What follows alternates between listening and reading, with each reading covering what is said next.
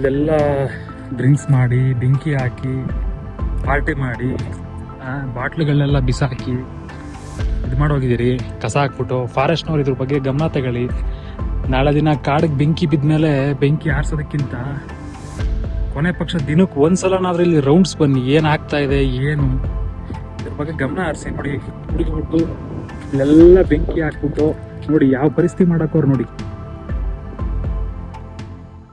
ಇದೇನಿದು temple club ಅಲ್ಲ club ಅಲ್ಲ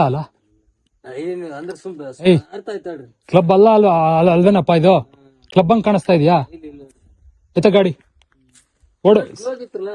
ಕ್ಲೋಸ್ ಇರ್ಲಿ ಅಪ್ಪ, ದೇವಸ್ಥಾನ ನೀ ಸಿಗರೇಟ್ ಹೆಂಗ್ ಸೇರ್ತಿದ್ದೆ ನೀನು?